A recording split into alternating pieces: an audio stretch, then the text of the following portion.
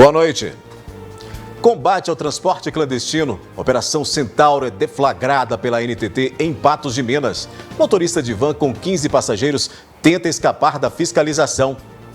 Polícia conclui que homem encontrado morto em casa de apoio foi vítima de lesão corporal seguida de morte. Motociclista fica ferido em acidente no centro de Patos de Minas. Vice-prefeito de Lagamar desmente Janaína Mateus.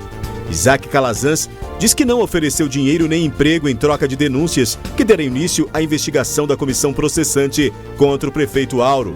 Novas vacinas contra a Covid-19 são para aplicação de reforço. Jovens terão que esperar mais. Governo de Minas libera 100% da capacidade nas salas de aula, com melhora nos indicadores. Votação de projeto que trata sobre proibição de fogos de artifício em Patos de Minas é adiada. Focos de incêndios esse ano em Patos de Minas aumentaram 60% em relação a 2020. Continua interrompida a vacinação de adolescentes em Patos de Minas por falta de doses. Tem ainda análise da notícia e muito mais informações a partir de agora no NTV News.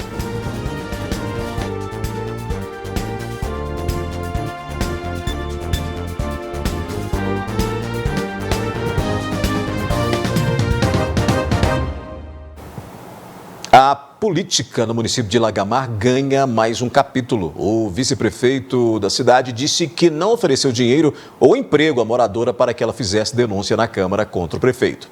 O prefeito de Lagamar, Auro José Pereira, é investigado na Câmara por uma CPI que apura denúncia de nepotismo e também por uma comissão processante que averigua sobre documentos como prestações de contas solicitadas pelo Legislativo que não foram entregues por Auro. Para a instauração da comissão processante, as denúncias foram feitas por Janaína Mateus. A professora, no entanto, disse que só fez isso porque receberia cerca de R$10 mil e emprego, mas se arrepende. Quero me retratar sobre essas coisas, porque assim, eu não estou em paz com isso. E assim, não que eu esteja jogando sujo, mas eu não me sinto bem ter feito isso. Sabe? Porque isso não é o meu perfil, quem me conhece sabe, isso não é o meu perfil. Aí eu quero aproveitar aqui esse momento e dizer, sabe, que eu fui manipulada, né? E tá mais que na cara aí, que isso é ele querendo derrubar o governo Auro, né? Assim, então eu não tenho nada contra o prefeito Auro, nada, sabe? Não tem, sobre o Isaac eu não tenho nada contra. Só assim, que eu tô saindo fora, eu não quero saber disso, né? E eu quero viver a minha vida em paz com a minha filha, né? Porque é muita pressão. Janaína disse ao jornalismo da NTV que não tinha conhecimento do teor das denúncias que fez. Para te ser sincera e justa, nem sei o que está escrito na denúncia. Eu emprestei o meu nome, na verdade, né? Eu assinei e emprestava meu nome e o meu documento, né? Depois do posicionamento de Janaína, Isaac Calazans, vice-prefeito de Lagamar, publicou um vídeo na rede social e desmentiu que prometeu dinheiro e emprego. Eu fiquei muito preocupado com a declaração que ela deu lá em Patos de Minas, ela estava devidamente acompanhada, onde ela disse que eu estava por trás dessa denúncia, que inclusive ofereci dinheiro para ela e emprego. Eu vim aqui falar para vocês que isso não é verdade, que isso é mentira e que eu não estou por trás dessa denúncia. A Câmara Municipal irá receber essa denúncia, como já recebeu, e vai julgar. Já no início da gestão, há divergências políticas entre o prefeito e o vice de Lagamar. E Isaac não esconde. Tive alguns problemas na administração municipal no início do ano. Eu não estou à frente de nenhuma secretaria desde o mês de abril. Fiz uma campanha bonita junto com o prefeito, mas ao iniciar a administração, as nossas ideias não bateram. Respeito todo o posicionamento dele, todas as ideias, todo o grupo político que ele escolheu para administrar, ele é o prefeito. E eu tenho que respeitar isso. O jornalismo da NTV entrou em contato com o vice-prefeito Isaac Calazans, mas ele disse que não iria mais se pronunciar sobre o assunto. E a comissão processante da Câmara continua os trabalhos de investigação com relação às denúncias apresentadas por Janaína Mateus. Um motociclista ficou ferido nesta quinta-feira depois de se envolver em um acidente na esquina da rua Cônego Getúlio com a Avenida Paranaíba, no centro de Patos de Minas. Uma mulher de 27 anos disse que conduzia o Fiat Palio pela rua Cônego Getúlio, no sentido Avenida Brasil à rua Prefeito Camundinho, e ao chegar ao cruzamento com a Avenida Paranaíba, ela parou o veículo devido à sinalização de pare existente no local. Após se certificar que nenhum veículo se aproximava pela preferencial, ela iniciou a travessia do cruzamento, momento em que bateu contra uma motocicleta que seguia pela Avenida Paranaíba, no sentido à Rua Major Gotti à Avenida Fátima Porto. O motociclista caiu e sofreu escoriações pelo corpo, além de queixar dores na perna esquerda, costas e cervical, sendo socorrido ao pronto atendimento da UPA por uma equipe do SAMU. De acordo com o outro envolvido, ele conduzia a motocicleta pela Avenida Paranaíba, no sentido Rua Major Gotti e Avenida Fátima Porto, e no momento em que passou pelo cruzamento com a Cônego Getúlio, um automóvel avançou o sinal da parada obrigatória da Rua Cônego Getúlio e colidiu contra ele. Com as documentações regulares, os veículos foram liberados para os responsáveis. Já aqui no NTV News, focos de incêndios esse ano em Patos de Minas aumentaram 60% em relação a 2020. E polícia conclui que homem encontrado morto em casa de apoio foi vítima de homicídio. Ontem nós mostramos aqui no NTV News que um homem de 43 anos foi encontrado morto em uma casa de apoio em Patos de Minas e que apresentava sinais de agressão. Nesta quinta-feira, a Polícia Civil informou que concluiu que Roberto Carlos foi aí vítima de uma lesão corporal seguida de morte. O corpo de Roberto Carlos Domingos foi localizado em uma casa de apoio e com sinais de que ele poderia ter sido agredido. Os trabalhos investigativos da Polícia Civil constataram tratar-se de um caso de lesão corporal seguida de morte. Na data de ontem mesmo, a perícia foi ao local na parte da manhã, quando a vítima foi encontrada, e teve dúvidas com relação à questão da evidência de um traumatismo, qualquer coisa desse tipo, viu que ele tinha realmente um machucado na cabeça, poderia ser de outra situação.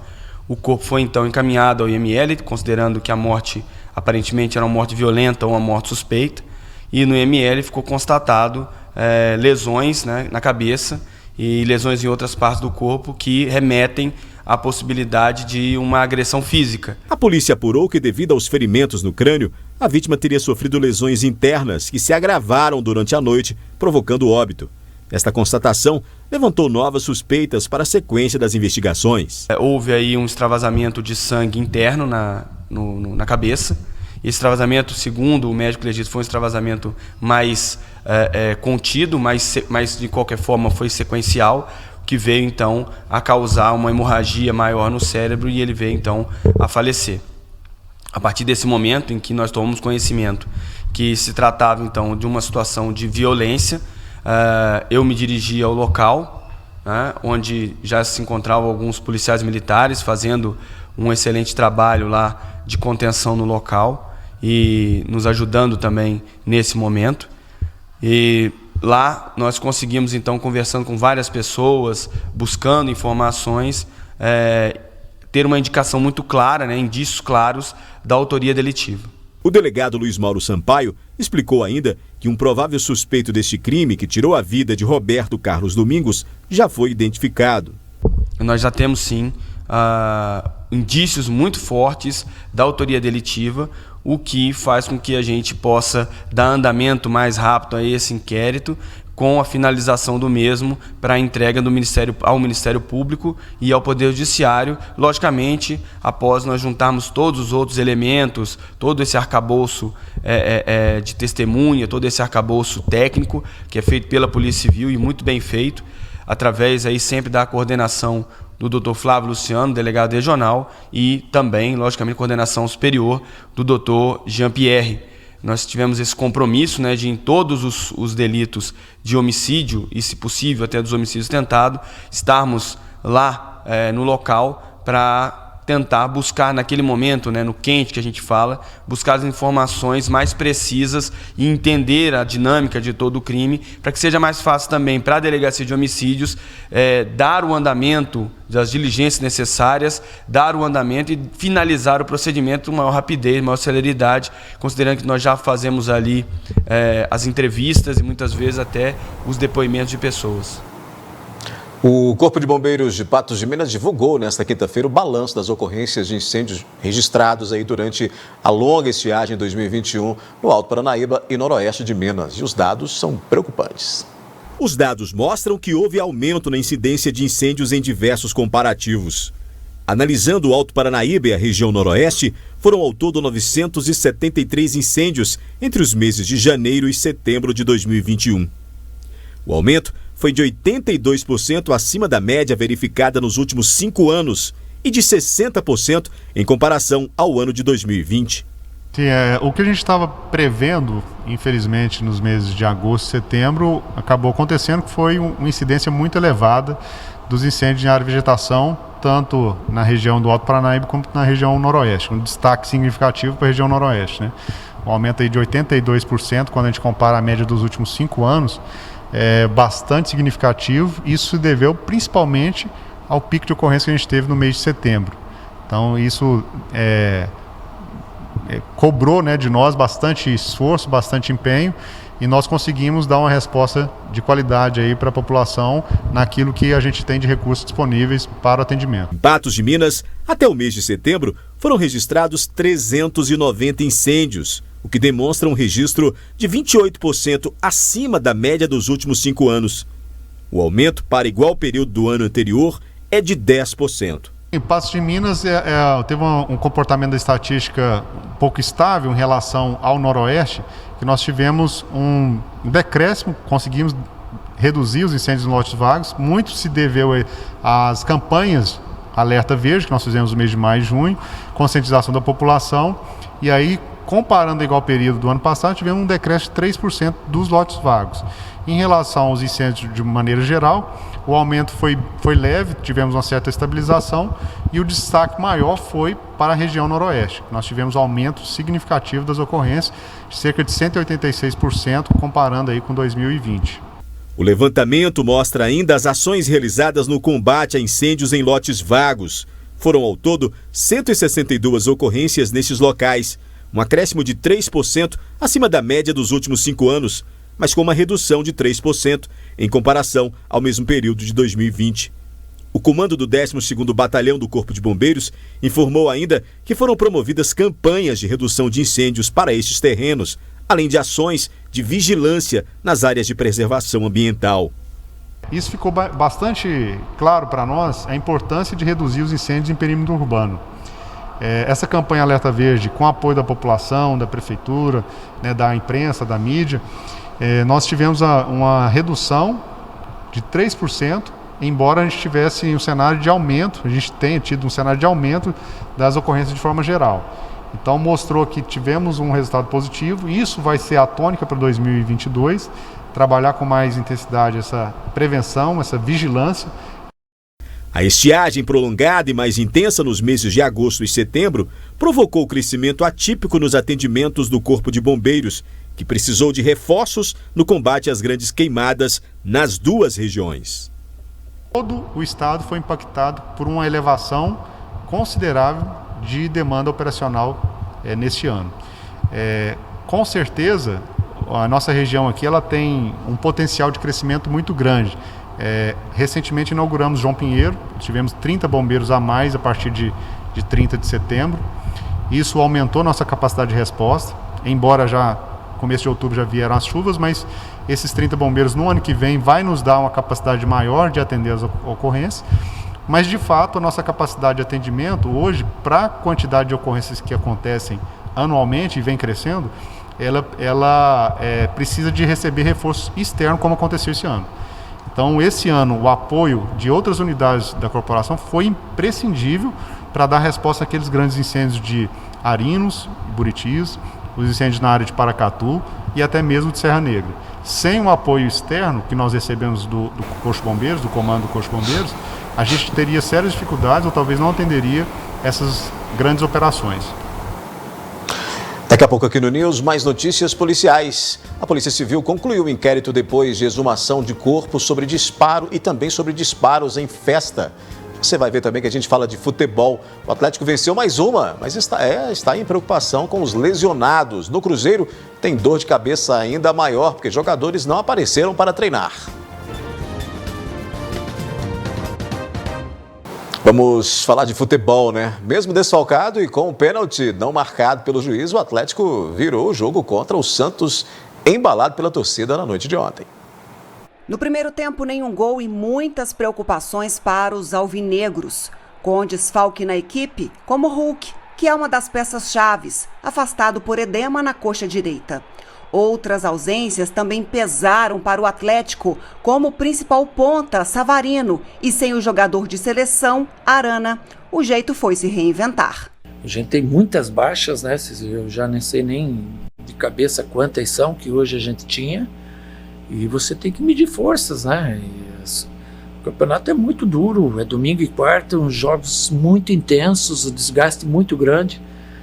E nós no meio tempo também, quando fizemos a troca do Diego, é porque ele também estava sentindo o jogo, né? E a perna um pouco presa, um risco muito grande de perdê-lo novamente. Então a gente lançou o Sacha, que tem um outro perfil, que também entrou bem, ajudou. Lançamos o Nacho, que a gente está preparando ele para essa sequência, né? Então são coisas que a gente trabalha no bastidor. E reclamação geral da arbitragem pelo pênalti não marcado em Zaratio, ainda no primeiro tempo. Foi um jogo difícil de apitar, né? E ele tem que tomar decisão em cima de segundos, né? Ele tem por trás dele o VAR, que tem que o ajudar, né? No lance do Zaratio, nossa senhora, é um lance muito claro, né? Quando, não me lembro quem, do Santos, que puxa a camisa do Zaratio. Então é um pênalti fácil do cara dar, né? E ele não é chamado, então você não pode pôr a responsabilidade só no árbitro também disso, né? Agora vamos aos gols. Raniel abriu o placar para o Peixe logo no início do segundo tempo, mas Nátio Fernandes, por 2 vezes, e Nathan Silva marcaram os gols da virada atleticana. Não aceitar a derrota, foi isso que o time fez. A gente abriu o que podia a equipe, dentro do que a gente entendeu necessário para ter mais agudez, né, ao ataque. E eu acho que as trocas foram boas, quem entrou muito bem e nos ajudaram a vencer um jogo muito difícil, muito complicado, que a gente tem que comemorar. O vice-líder, Flamengo, também venceu ontem o Juventude com facilidade por 3-1 e ainda tem 2 jogos a menos. Mas o Atlético manteve a diferença com a vitória e segue no topo da Série A. Líder do Brasileiro, com 56 pontos, acumula 18 jogos de invencibilidade. No Mineirão, é o 11º jogo sem ser derrotado e é o melhor mandante do Brasileirão. Agora é pensar no próximo compromisso diante as ausências e a disponibilidade da equipe. Pois é, e o próximo compromisso do Atlético é contra o Atlético Goianiense, no domingo, às 18h15, no estádio Antônio Ascioli. No Cruzeiro, o caos instalado, né? Continua, né? Além de ir mal na Série B do Brasileiro, os jogadores iniciaram greve nesta quinta-feira, né? Paralisando aí os trabalhos. Eles emitiram uma carta aberta ontem sobre a possibilidade de paralisação. Entre os problemas, os salários atrasados há 3 meses, né? A postura do presidente Sérgio Santos Rodrigues, que em meio à crise financeira já esteve na Europa por 2 vezes, chegou hoje, inclusive, a Belo Horizonte de uma delas. Outro impasse são as promessas feitas aos jogadores e que não foram cumpridas. O presidente da Raposa prometeu se pronunciar nesta sexta-feira. Até as atletas do futebol feminino avaliam se juntar à paralisação aí do time principal. A Polícia Civil concluiu mais 2 inquéritos essa semana. O primeiro a respeito da morte de Flávio Doceiro e o segundo é relacionado a disparos de arma de fogo durante festa em uma chácara. O delegado Luiz Mauro Sampaio, responsável pelos 2 inquéritos, disse que no caso da morte de Flávio Luiz dos Santos, o Flávio Doceiro, que inclusive teve o corpo exumado para confirmar as suspeitas, as investigações constataram a participação de 2 pessoas envolvidas no latrocínio. O inquérito já foi, relatado e já juntado os documentos necessários e enviado para o Poder Judiciário, para o Ministério Público, para que ele possa então dar o andamento, caso entenda da mesma forma que a gente. Esse inquérito, no relato dele, final, nós indiciamos 2 pessoas por crime de latrocínio, que é o roubo seguido de morte, considerando que houve aí uma subtração de bens da vítima no decorrer da morte dele. Então nós temos todas essas circunstâncias e por isso foi realizado esse indiciamento de 2 indivíduos nesse crime grave que aconteceu aqui na cidade de Patos de Minas e que agora está mais uma vez solucionado, como todos os outros que já vêm sendo solucionados pela Delegacia de Crimes contra a Vida. O outro inquérito, também já concluído pela Polícia Civil, é o de um tiroteio ocorrido no dia 26 de setembro, durante festa em uma chácara que terminou com pelo menos 3 pessoas baleadas. Nós conseguimos aí, através da oitiva de diversas pessoas, a indicação clara de 2 indivíduos, sendo um maior e um menor, que inicialmente teriam subtraído uma bolsa que estava no local e imediatamente após a subtração, após serem verificados e ser tentado buscar essa bolsa pelas testemunhas e vítimas no local, o maior de idade ele teria teria ajudado o menor de idade. Esse menor de idade teria efetuado disparos de arma de fogo contra pelo menos 2 vítimas, acertado uma primeira, que seria aquela que teria tentado tomar a bolsa, e não satisfeito com isso, ele fez, como que a gente diz, o dolo eventual de acertar uma segunda pessoa que não tinha relação direta com a subtração da bolsa, mas veio acertar ela também em área vital, só não acontecendo a morte por circunstâncias alheias à vontade dele, a vítima foi socorrida e foi levada ao hospital, teve que fazer cirurgia.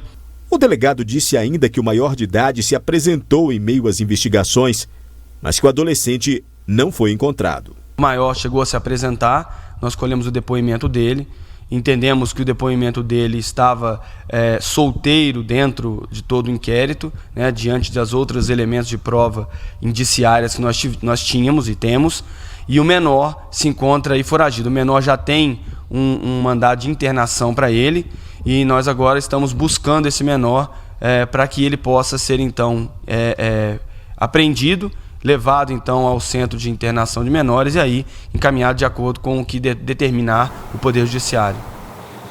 Já aqui no NTV News, o governo de Minas libera 100% da capacidade nas salas de aula, com melhora nos indicadores, e continua interrompida a vacinação de adolescentes em Patos de Minas por falta de doses. Os adolescentes sem comorbidades com menos de 17 anos de Patos de Minas continuam à espera da vacina contra a Covid-19. A última remessa recebida para a aplicação da primeira dose foi distribuída em 3 de outubro. A aplicação da primeira dose contra a Covid-19 em Patos de Minas está estacionada. Os últimos a serem vacinados foram os adolescentes de 17 anos. A aplicação foi ofertada em 3 de outubro.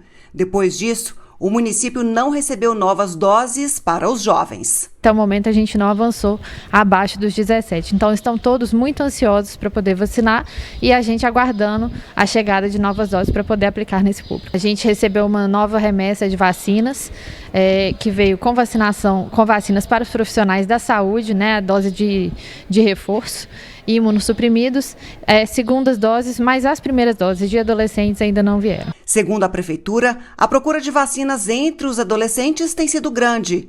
A maioria dos jovens de 17 e 18 anos já foram vacinados. Graças a Deus já conseguimos atingir uma boa parte desse público de 18 e 17 anos, que foram os que foram vacinados até agora. A Prefeitura também alerta para a aplicação das doses de reforço. É que muitos se perdem no calendário estimado com a data estipulada. As pessoas geralmente elas confundem um pouco, né, as datas do cartão de vacina na segunda dose. A gente sempre gosta de reforçar que a data que está escrita no cartão é apenas uma previsão. Caso você tenha perdido, é só ir em um próximo dia de aplicação da segunda dose ou da terceira dose. As próximas vacinas em Patos de Minas serão distribuídas sábado. Recebem a segunda dose da Pfizer os vacinados até 4 de agosto. Também será aplicada a terceira dose em profissionais da saúde vacinados até 28 de fevereiro. Na semana que vem, também serão imunizados com a terceira dose idosos com mais de 70 anos. Assunto que abre a nossa análise da notícia nesta quinta-feira. Eu divido tela agora com a jornalista Ludmila Bahia para a gente abordar, claro, né, essa questão aí da vacinação, mas também outros fatos que aconteceram nesta quinta. Boa noite, Ludmila. Olá, Odair, boa noite para todos que também nos acompanham a partir de agora com a análise da notícia. E essa é uma que traz uma certa preocupação e aumenta mais a ansiedade entre os jovens. O jornalismo da NTV entrou em contato com a Secretaria de Estado da Saúde para saber se há alguma manifestação por parte do Ministério da Saúde, quando doses serão enviadas ao Estado destinadas a esse público, e a gente também percebe uma sintonia entre os municípios. Há algumas cidades que já imunizaram até 12 anos, né? Patos de Minas ainda espera para seguir a lista, os próximos serão os jovens de 16 anos. Então, Odair, mas infelizmente nós não fomos respondidos, aguardamos aí essa informação para que possamos transmitir a tantos adolescentes que esperam, roendo as unhas por essa boa notícia. Pois é, Ludmila, sobre a imunização, Minas Gerais aí se aproxima dos 25 milhões de doses aplicadas, né, contra a Covid-19. Pelo menos 84% das pessoas acima dos 12 anos já tomaram a primeira dose, né? Os indicadores seguem positivos, com a ocupação de leitos de UTI abaixo de 25%, e o número de pacientes internados continua caindo, né? Pois é, Odair, essa é uma notícia que a gente tem comemorado semana a semana já há algum tempo, também aqui no NTV News, dado os indicadores positivos com relação à pandemia em Minas Gerais, o avanço da cobertura vacinal, mesmo que a gente tenha aí a interrupção na oferta de primeira dose, segue a imunização com a segunda dose, com a terceira dose. Hoje, na Ação de Minas, que recebemos hoje nova remessa, amanhã os profissionais de saúde se organizam para começar essa oferta no sábado, e assim prossegue sábado, domingo, ao longo de toda a semana, como a gente mostrou há pouco aqui no NTV News. Então a gente tem um cenário favorável com relação à ampliação da cobertura vacinal, e isso reflete aí exatamente nesses números que tanto nos causaram aflição num passado recente, começam a ficar cada vez melhores. E a gente tem esse cenário, portanto, o governo já sinaliza algumas questões também importantes, algumas medidas importantes no Estado. Entre essas medidas, o governo de Minas autorizou, né, 100% da capacidade de alunos em salas de aula, uma medida que vale também para o transporte escolar, devido ao cenário, como você disse, favorável.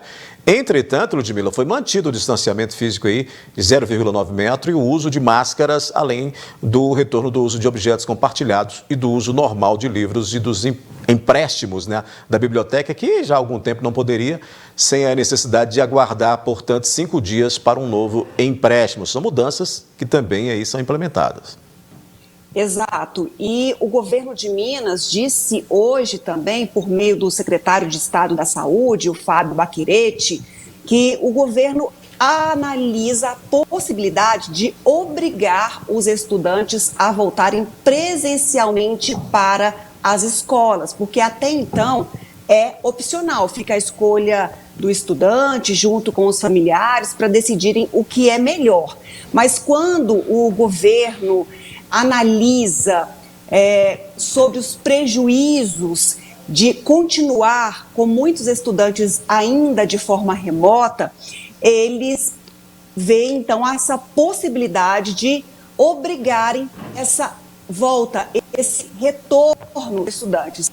E ainda não foi decidido, não foi batido o martelo, mas quando já há essa sinalização por parte do Estado, já a gente já deve ter essa medida. Mesmo que a gente está aí numa fase final para muitos estudantes de escolas particulares, por exemplo, a gente entra aí no último bimestre de avaliações, de aulas, já meados de outubro, as aulas vão até meados de dezembro, então temos aí 2 meses de aula pela frente, provavelmente nas escolas particulares que obedeceram o calendário certinho, as escolas públicas começaram um pouquinho depois devido aos atrasos de 2020, mas mesmo assim o governo considera que seja prudente essa volta, mas ainda organiza essa fala a Secretaria de Estado da Saúde junto com a Secretaria de Estado da Educação para que haja uma sintonia e uma volta segura aí para todo mundo.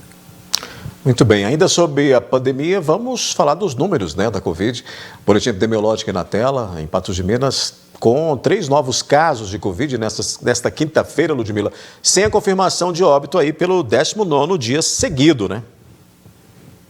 Pois é, Odair, a gente tem aí um retrato positivo com relação à Covid, a gente tem uma estabilidade para baixo em relação ao cenário da pandemia em Patos de Minas. Ontem aqui no NTV News nós falávamos de caso de UTI, de pessoas internadas em UTI com Covid.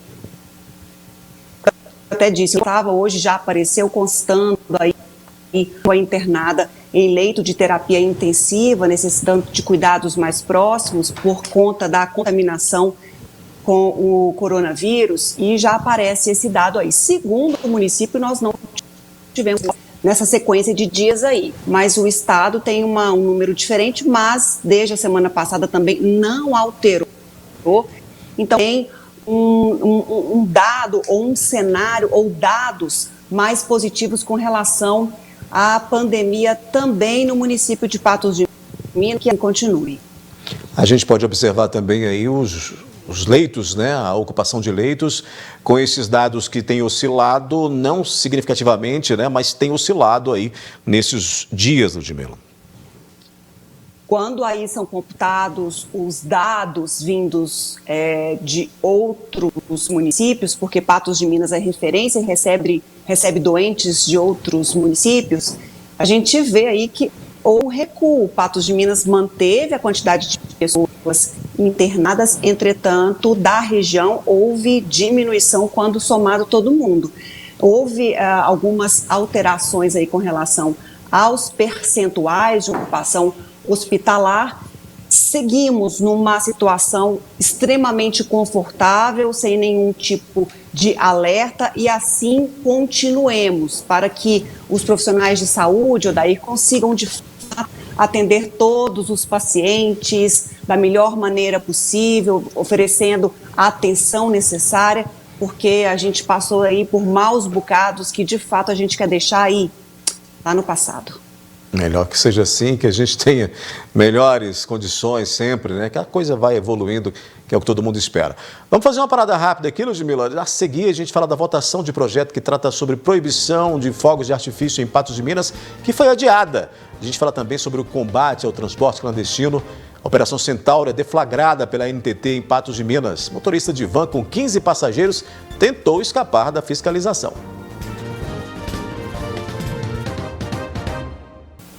De volta com a análise da notícia, eu continuo aqui com Ludmila Bahia para a gente falar de diversos assuntos desta quinta-feira. E olha, Ludmila, hoje nós tivemos aí uma ação da NTT para combater, né, o transporte clandestino em Patos de Minas. A gente tem inclusive imagens aí feitas por nossa reportagem. Isso não teve início hoje, né? Ontem já tínhamos aí movimentação justamente para que esses clandestinos pudessem ser flagrados, né? Pois é, Odair, foi uma operação deflagrada nesta quarta-feira em Patos de Minas, pela ANTT, com o apoio da PRF, e não é a primeira vez que acontece esse tipo de operação para flagrar o transporte clandestino de passageiros, o que é crime. E nesta quarta-feira, os fiscais conseguiram aí impedir que essa van que a gente vê agora prosseguisse viagem com 15 passageiros, entre elas 4 crianças. O motorista dessa van tentou fugir da fiscalização, da parada obrigatória, fugiu aí por 10 quilômetros, mas houve cerco-bloqueio, o motorista teve que parar porque estava de fato irregular, os passageiros tiveram que descer, olha lá o transtorno, todo mundo ali sentado no meio-fio esperando o que seria feito, com bagagem no chão, aquele desespero que só, mas a gente alerta também as pessoas para terem cuidado ao contratarem esse tipo de transporte, porque pode acontecer esse tipo de situação aí. Também foi flagrado ônibus irregular na operação que terminou nesta quinta-feira. E a gente tem até desdobramentos, mais informações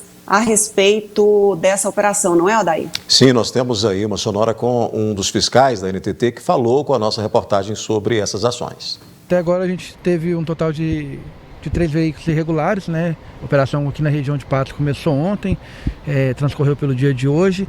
A gente teve 2 apreensões realizadas ontem e uma apreensão realizada hoje. Além de outras fiscalizações feitas com veículos que apresentavam defeito em equipamento obrigatório, veículos que estavam irregulares, que a gente solicitou que fossem sanados os defeitos, né? Para que eles pudessem prosseguir a viagem. A van, ela, ao passar, não obedeceu o sinal de parada, ela entrou numa estrada de terra, né, tentou evadir da fiscalização. Estava cheia de crianças, inclusive, né, correndo muito, mas aí até um certo ponto ela percebeu que não teria como mais, né, continuar fugindo, ela parou, aí a partir de então foi tudo mais tranquilo. O veículo foi trazido para a rodoviária, foi feita a apreensão do veículo, os passageiros, o destino já era Patos de Minas, né, os passageiros permaneceram aqui mesmo. Esse ônibus ele emite uma autorização de viagem para fazer o fretamento, que é um circuito fechado, ida e volta com os passageiros. Entretanto, ele estava fazendo apenas uma parte da viagem. Ele embarcou em Arapiraca, com destino a Rondonópolis, no Mato Grosso, e deixando os passageiros ao longo do trecho. Esse modelo de serviço que ele executava no momento pertence a empresas de linha, empresas que são regulares. Então ele saiu do mercado de fretamento para entrar no mercado de empresa regular. Por isso que ele estava irregular, né? Ele não tinha a autorização para fazer esse tipo de transporte. A van ela não tinha nada, a gente diz aquele que é o puro sangue, né? Ele não tinha nada mesmo, não tinha documento nenhum, né? Não tinha registro nenhum, na verdade, junto à NTT, não tinha autorização, não tinha nada. Todos os veículos foram apreendidos, todos os 3 eles são apreendidos pelo prazo mínimo de 72 horas. Eles são levados para um pátio credenciado da NTT, né, feita a vistoria aqui no local, é levado para o pátio e ele para conseguir retirar o veículo do pátio, ele tem que apresentar junto à NTT comprovante de pagamento das taxas do pátio e também apresentar os bilhetes de passagem comprovando que o pessoal seguiu viagem. No caso do ônibus de hoje, a van de ontem, o término da viagem já era aqui em Patos, então ele não precisava comprovar nada. Essa fiscalização teve início no dia 8 de outubro e ela tem um período até no dia 16 de outubro, né, em 27 pontos espalhados por todo o território nacional. Então a gente está tentando combater o transporte clandestino e a gente já percebe durante os dias que já houve uma diminuição. A gente já tem a rodovia, a gente já não consegue ter tantos veículos trafegando como estava no dia 8, no dia 9, no dia 10. E olha, Ludmila, se fizer toda semana ou todo mês, vai sempre flagrar um clandestino passando, por exemplo, aqui pela BR-365, porque é uma constatação da Polícia Rodoviária Federal. A maioria dos incidentes ou acidentes que ocorrem com ônibus, a maioria, dados da Polícia Rodoviária Federal, são de veículos que não tinham aí autorização para estar trafegando, né? Esse aí parece estar em ótimo estado de conservação, parece ser um ônibus, né, bem equipado. Esse que a gente mostrou nas imagens, mas a maioria deixa a desejar e é um risco muito grande. Mas tem que verificar também se tem todos os itens obrigatórios, itens de segurança, se está tudo regular. Não basta apenas a gente ter ali um veículo novo e vou embarcar e pronto. É preciso de ter atenção ao contratar qualquer tipo de serviço, qualquer tipo de transporte, porque pode acontecer de você ser parado pela fiscalização em um local distante do seu destino e ficar aí pelo caminho. Então, vale aí o alerta também para o passageiro, que às vezes, por conta de um valor menor, contrata esse tipo de transporte, mas a viagem com certeza vai sair muito mais cara. E é constante esse tipo de fiscalização também. A gente contou que o ano passado a gente acompanhou uma fiscalização do tipo e não tem data, não tem dia, não tem mês para acontecer. Eles simplesmente chegam, a gente até fica sabendo antes, conforme a gente fez essas imagens ontem, mas os fiscais pedem, olha, pode fazer as imagens, mas guarda para que a gente termine a operação e vocês mostrem posteriormente, até para que a sociedade veja, entenda e compreenda que a fiscalização, há mecanismos para que coíba esse tipo de transporte. Pena que a gente não tenha uma constante desses fiscais para que pudessem impedir de fato esses transportes clandestinos, não é, Odair? Isso mostra também o caos econômico que o brasileiro vive, né? De desemprego, de falta de dinheiro, de falta de ganho ali para poder viajar ou sair de um lugar para outro com uma condição melhor e acaba entrando numa furada, verdadeira furada como essa, que é de, pelo preço, acabar viajando no ônibus clandestino. Ô Ludmila, hoje nós tivemos reunião da Câmara, o repórter Caio Machado esteve lá acompanhando todos os assuntos que foram discutidos na Câmara. Tivemos aí projetos com pedido de vista, tivemos projetos aí que havia uma certa expectativa que fossem votados, discutidos hoje, como por exemplo a questão aí dos fogos de artifício, mas que teve aí um adiamento nessa discussão. E o Caio traz aí mais informações sobre essa reunião de hoje do Legislativo Patense. Boa noite, Odair. Entrou em votação hoje na Câmara Municipal um projeto de lei de autoria do Executivo Municipal que pede pela criação de um fundo municipal e de um conselho para proteção e defesa animal. Mesmo favorável ao projeto, o vereador Vitor Porto pediu vistas, alegando que o projeto é inconstitucional. Ele dá mais detalhes na entrevista a seguir. Exatamente, eu sou entusiasta dessa situação dos animais também. Inclusive, já conversei bastante com o vereador José Eustáquio sobre os projetos dele, que ele defende essa pauta, eu acho super relevante e eu acho que isso tem que ser pautado sim. A questão é que veio da Procuradoria do município um projeto por lei ordinária, criando um fundo e criando um conselho. E a criação de fundo, né, a instituição de um fundo, ela tem que ser feita por lei complementar. E aí meu voto foi contrário, porque a minha decisão é sempre técnica e eu prego por isso. Meus princípios eu vou sempre mantê-los nesse sentido. Vocês vão me ver atuando de forma técnica, de forma respeitando a Constituição, respeitando a lei orgânica do município e prezando por esse sentido. Ele está contrário ao artigo 108, parágrafo 8º, inciso 2 da lei orgânica do município e o artigo 165, parágrafo 9º, inciso 2 da Constituição Federal. E aí ele acaba sendo ilegal e inconstitucional. Eu acredito que a Prefeitura vai retirar o projeto que está sob vista ao vereador João Marra e vai enviar 2 projetos. A instituição do fundo, através de lei complementar, e a criação do conselho por lei ordinária. E assim a gente vai estar fazendo de forma correta e coerente. Eu sou Caio Machado para o jornalismo da NTV.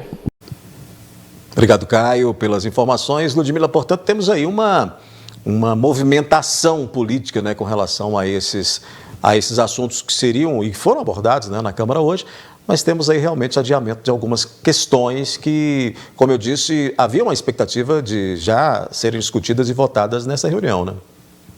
Sim, Odair, mas é uma questão de legalidade. A gente sabe da importância do fundo, dessas discussões, de ter tudo adequado, legalizado, mas é preciso de seguir o rito. Então, é a sugestão do Legislativo, a matéria fica ali em suspenso para poder fazer essas correções, essas adequações e devem ser apreciadas posteriormente que tem interesse também nesses assuntos. A gente viu aí o vereador se postando a favor desses projetos de autoria do Executivo, aprovando a sinalização e a postura do município. Entretanto, sinaliza aí para algumas irregularidades com relação à legalidade de dar prosseguimento. Então, é uma questão de ajustes e vamos ver aí qual será o entendimento do Executivo, do próprio Legislativo,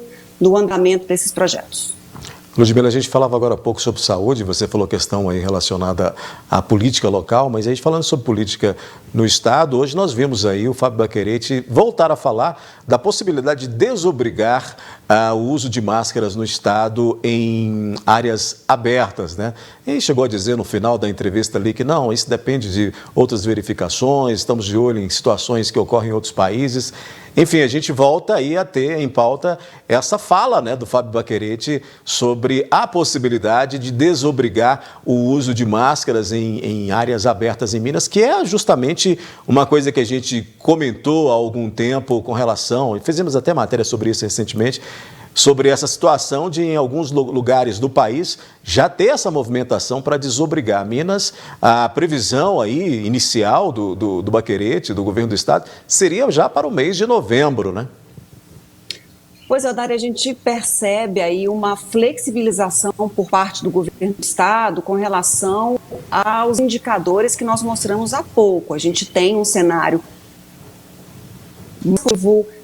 melhor semana, por isso o governo tem baixado a guarda, tem cedido mais, tem autorizado novas situações com relação ao que estava impedido, como, por exemplo, aí, essa questão que a gente falava há pouco da obrigatoriedade de os estudantes voltarem para a sala de aula. Não está definido isso ainda, mas quando o governo fala, daqui a pouco a gente vai ter essa confirmação. Com relação ao uso de máscara, por exemplo, a gente tem em Belo Horizonte, ou daí, por exemplo, os torcedores não vão precisar apresentar o teste Covid para irem em espaços coletivos, como, por exemplo, estádio, bastando apresentar que estão imunizados contra a Covid, foi a decisão até do prefeito Carlil por lá. Então, a gente percebe aí, de fato, flexibilização por todos os lados. Mas com relação ao uso da máscara, a gente tem aí um retrato do que aconteceu nos Estados Unidos, quando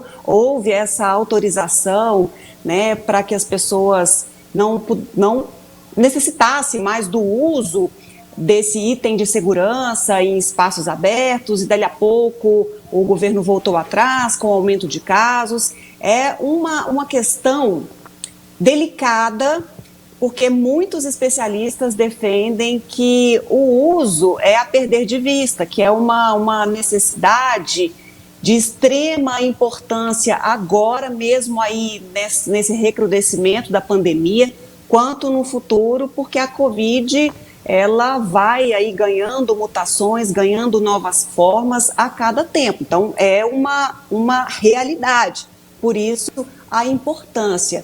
Mas, se o governo que está com o lápis, a caneta lá na ponta, decidindo sobre os rumos da economia, sobre a saúde da população, entende que não é necessário, a gente vai se fartar da medida que será tomada. Entretanto, a gente vê com cautela, com preocupação, essa manifestação do Estado com relação à o próprio retrato do que aconteceu em outros locais quando houve esse tipo de manifestação. E acontece daí que quando há essa sinalização, olha, não precisa mais de máscara, depois voltar a obrigar, aí a gente sabe como vai ser difícil, porque quanto a gente precisou falar, a imprensa, de forma geral, nacional, estadual, local, regional, precisou de falar, quase perder a voz sobre a importância desse item de segurança. Pois é, e se, como você disse, o governo der essa canetada em novembro, por exemplo, e desobrigar o uso de máscara, vai caber a cada um entender onde ele deverá usar ou não, obrigatoriamente ou não, até porque se eu entendo que onde eu estiver não é obrigatório, mas que eu preciso me proteger, eu vou acabar não correndo esse risco por minha própria conta, né? Sem necessitar exatamente de uma lei que obrigue a isso. Acho que passa por essa questão também, até porque a gente não tem culturalmente aí essa questão de estar usando máscara, não temos, o brasileiro não tem, a maioria da população mundial não tem, né? Com exceção dos asiáticos que já usavam, né, nas grandes cidades ali, máscaras cirúrgicas, não por causa da Covid, mas por causa de outras situações, como, por exemplo, a questão da poluição. Mas nós não temos aí, né, Ludmila, essa cultura de uso de máscara como a maioria do mundo não tem. Então, realmente, é uma questão muito para ser avaliada por cada um quando ela não for mais obrigatória aí, quando tiver essa medida de governo, né? Pois é, essa é a grande questão, né? Desobriga e aí a gente volta ao que estávamos acostumados, à própria cultura que não tem isso como cuidado. Os asiáticos usam como forma de proteção, até para evitar contágio por outros vírus, excesso de zelo, cuidado com a saúde, por aqui não. Então a gente só espera que essa medida aí não traga nenhum prejuízo à população, à sociedade. Odair, mais uma questão que nós falamos aqui no jornal, eu estava até escutando você e consultando aqui, porque também hoje os vereadores de Patos de Minas discutiram aí sobre aquele projeto de lei que a gente mostrou que foi aprovado em primeiro turno, mas em segundo turno foi suspenso, que é com relação à proibição dos fogos de artifício em Patos de Minas, tanto para venda quanto para explosão desses artefatos. Entretanto, Odair, houve aí um adiamento dessa votação. O Mauri da JL, ele pediu o adiamento porque ele contestou a maneira como esse projeto, como esse texto foi apresentado ao Legislativo. E aí nós temos outras questões que envolvem também, inclusive na reunião anterior, falado sobre isso, Ludmila, como é que ficam ali as situações, foi avaliada também a situação de quem trabalha nessa área, nesse setor, de quem vende, de quem comercializa isso, qual o prazo que essas pessoas teriam para poder terminar esses estoques e começar a seguir a lei, que é algo também que precisa ser bem avaliado. Não estou dizendo que não deva ser aprovado ou não aprovado, mas a gente precisa entender que tem comerciantes que têm estoques, né, desse produto, e isso precisa ser verificado também, de que maneira esses comerciantes vão ter que lidar com essa situação, caso você venha a ser aprovada aí. Houve uma comemoração muito forte por parte de algumas associações, como de autistas, de idosos, de ONGs, animais, com relação a esse projeto, a essa proibição desse estampido. Pode continuar soltando fogos, desde que não façam barulho, que não incomodem, principalmente aí esse público que sofre e muito. Os animais também sofrem muito com a explosão, com o barulho, com o estampido que é feito por esse ou alguns desses artefatos. O projeto fala, pode soltar desde que não tenha esse tipo de situação aí, mas tem esse outro problema, né? Como é que os comerciantes vão fazer? Porque pelo texto era dado um prazo muito curto para que pudessem se desfazer do estoque, e aí houve essa contestação por parte dos vereadores, que também devem ter sido aí interpelados por algumas pessoas, e até mesmo por quem não concorda com esse projeto. Vamos ver aí por quanto tempo que essa matéria vai ficar em adiamento, para entendermos aí o que vai acontecer daqui em diante, viu, Odair? Pois é, estão me avisando aqui que temos aí nova participação do Caio, né, Luiz? O que nós temos aí de informação? Falando sobre essa questão da Câmara, falando sobre esse assunto que a gente acabou de abordar aqui agora, Ludmila, o Caio tem aí mais informações. Boa noite, Daí. Hoje voltou para votação aqui na Câmara a votação do projeto de lei que pede pela suspensão da venda de fogos com estampido. Em questão de discussão mais a fundo, o qual eu não concordei com a posição até do vereador hoje na sua apresentação, eu não senti por bem votar nesse projeto no momento de hoje. Então, pedi adiação justamente e digo mais, se esse projeto entra hoje, ele teria um resultado negativo, tá? Aliás, como sempre, eu estou ajudando o vereador no projeto, porque, aliás, esse projeto só entrou em primeiro turno porque tem uma emenda minha, senão o vereador não teria conseguido passar o projeto em discussão em primeiro turno. Então, a emenda é a questão da proibição à lei valer após 2 anos, não é isso? Então, a questão que acredito que foi isso que deu a força do projeto entrar em si. Então, eu sou um parceiro da Câmara, de qualquer que seja outro vereador. Só porque eu não acredito, assim, não achei que seria bom, legal a discussão hoje, ele chamou o vereador que fosse votar, às vezes, contra, eu não sei qual o motivo, de acovardade, covarde. Então, não acho assim, porque aqui é a Casa do Povo, nós somos representantes da população, nós temos que ter um respeito com o nosso povo e respeitá-los. Hoje, eu acredito que cometeu-se um crime e um desrespeito aqui dentro dessa casa. Nós também conversamos com o vereador José Eustáquio, que comentou a decisão do vereador Mauri da JL. Na verdade, o projeto foi aprovado em primeiro turno, né, que discute a constitucionalidade, a legalidade. E ele foi para votação em segundo turno, né? O vereador Mauri, utilizando das suas prerrogativas, fez o pedido de vista. Depois o vereador José Luiz, usando das suas prerrogativas, também fez o pedido de vista. E hoje o vereador Mauri, novamente, usando das suas prerrogativas como vereador, pediu adiamento da discussão em relação ao projeto.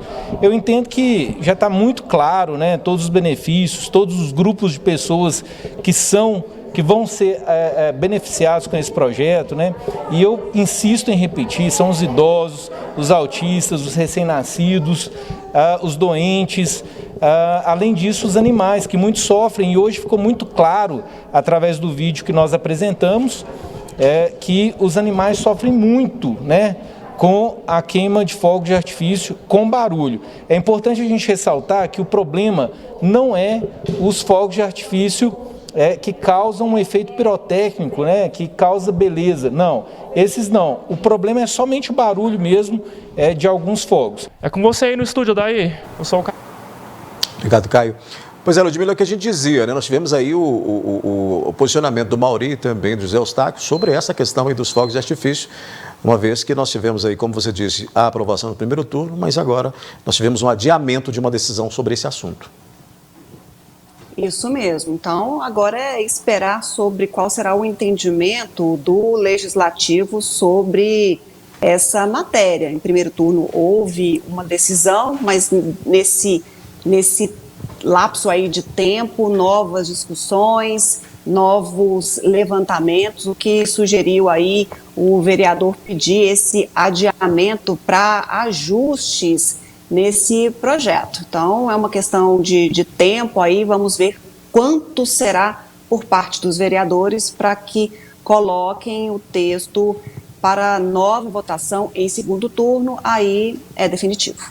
Muito bem. Ludmila, quinta-feira intensa, né? Só os bastidores, só quem andou pelos bastidores sabe a intensidade desse jornalismo nessa quinta-feira. Obrigado por sua participação aqui. Amanhã a gente volta com mais análise. Ufa, foi corrido hoje, como sempre é o jornalismo, a gente fica ligado 24 horas na busca por informações e muitas vezes elas chegam assim, com a gente ao vivo, no ar, mas a gente tem esse prazer de estar sempre aqui com você, levando as notícias do seu interesse, de Patos de Minas, de toda a região, estamos sempre focados. Muito obrigado, Odair, pela companhia. A gente volta amanhã com mais informações. Obrigada a todos que estiveram conosco. Boa noite, cuidem-se. Tchau, tchau. Outras notícias você acessa o portal patosjá.com.br.